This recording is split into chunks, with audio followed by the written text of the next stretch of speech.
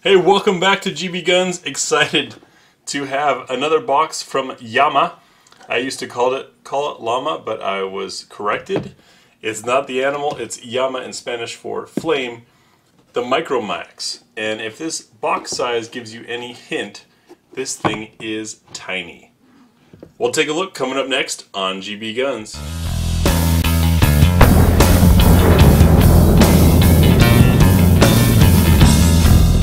This company is being kind of reborn by a favorite of ours, Metro Arms, making some great guns. This little guy is a 380. We'll get more on the gun later. Let's get it out of the way. We get 2 magazines, our obligatory lock, and then behind the foam up here is a manual. Nice and protected. The gun did come in a plastic sleeve, heavily oiled. I've already had it out to, well, I wanted to see it and wipe it down some. Nice thick print.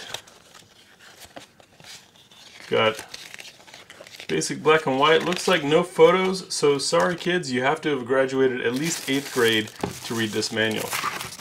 Now we'll get the case out of the way and let's take a look at that gun. So here she is. Of course, we'll start off by showing clear, and that begins partially with one of my personal favorite tests. That is, does the mag eject or release? So we turn it upside down, we get some hop. That is a positive thing. I prefer that. Not only does it make changes a lot quicker and easier, but it also means you've got a little bit of help in case there's any grit or resistance in there to get that magazine out of the way. You also have plenty of grip surface down here, which is nice, and it even lets my hand fit on here. Don't want to get ahead of myself. Chamber is clear. Notice that barrel does not move. That's because it is a blowback. With 380, that's just the way things are going to happen. Let's take a closer look.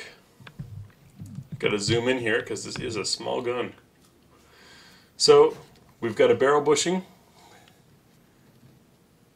Everything's set up just like a classic 1911 on the front end there. We did another 380 1911 a while back and just kind of had some issues with it. Wasn't the greatest. Wasn't from Llama or Metro Arms, so I'm excited that these guys probably did it right. One of those problems we had was the front sight post was too hard to see on the other one because it was just a little GI blade scaled down for 380. This guy is nice fiber optic, good and bright. We've got front cocking serrations. A little bit of labeling on the slide, but nothing obnoxious. Some texturing on the trigger. The trigger, by the way, does pull straight back. There's no pivoting. This doesn't just look like a 1911.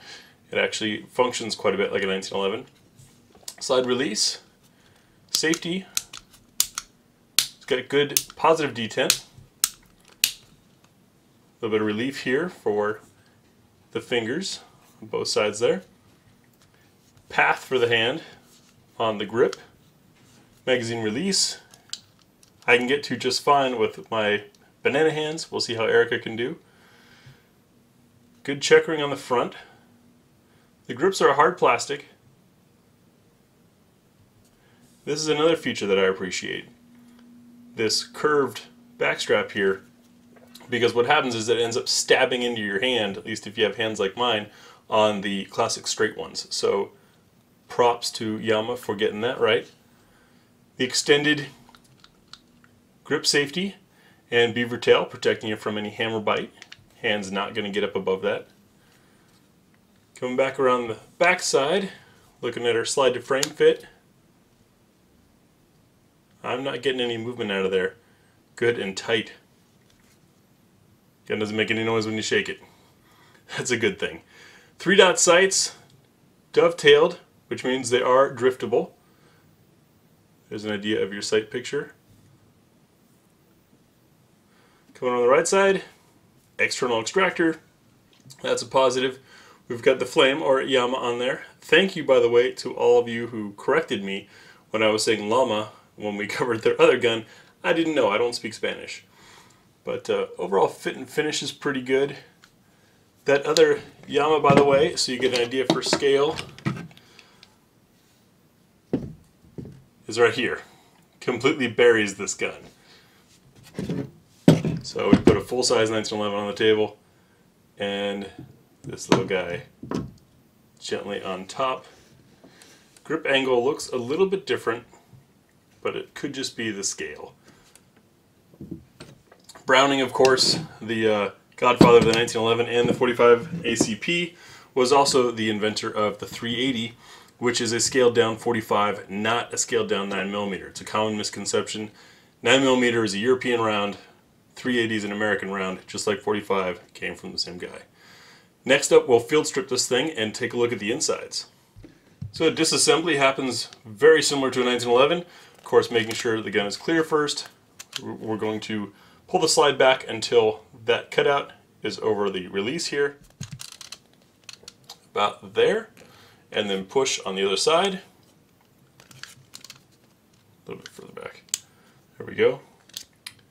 That comes out, and our slide comes off. No need to pull the trigger for those people who are concerned about that. Taking a look at the frame, everything looks 1911.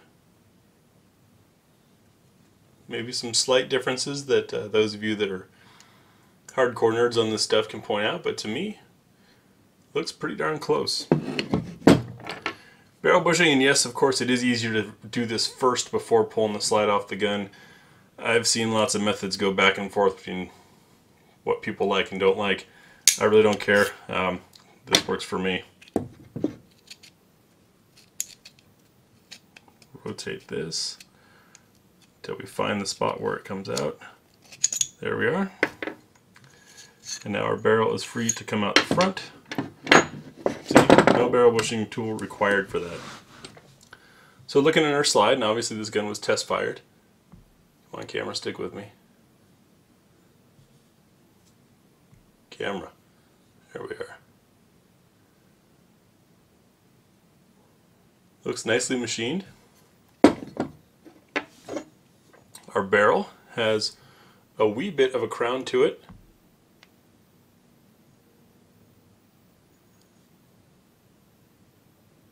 And a little bit of a throat.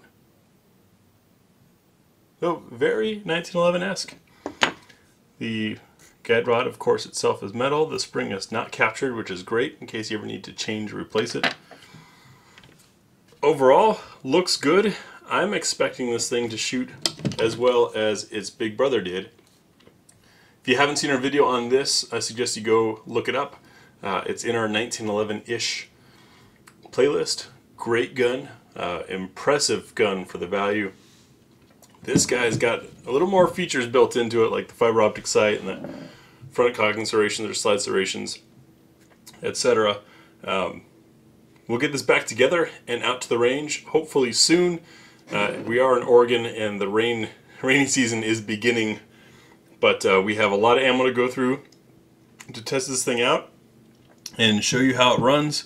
So far, it looks a lot better than the other one we tried. The other one, not from these guys, once again, it was from another manufacturer. The slide release would walk itself out while you were shooting. It's hard to see the front sight post. Little things like that. It was really a tragedy because it was a very attractive gun aesthetically. It just didn't function that well for us. So, looking forward to this one. Let me know your thoughts down below. What do you guys think about 380 1911s like these? Yes, I'm going to call it a 1911. I don't care that it doesn't have the locking system and its blowback. It's still 1911 styled. Point being, 7 rounds of 380. Is 380 a good defense round in your opinion? Is it a fun plinking round? What are your thoughts on this gun? Let me know, and we'll get out to the range. See you there. So when it comes time for our range test, our intent is to run through all of these. Why, you might ask? Well, because we want to know what it runs with. Starting off with some Llama 95 grain in our FMJ column, we run through different weights of 95 grain from different makers.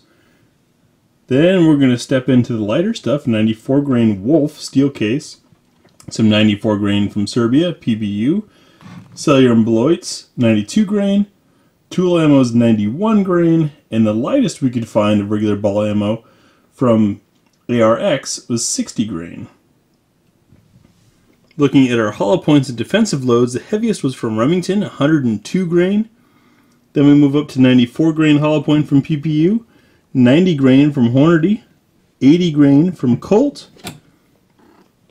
65 grain from PMC, and 56 grain from ARX.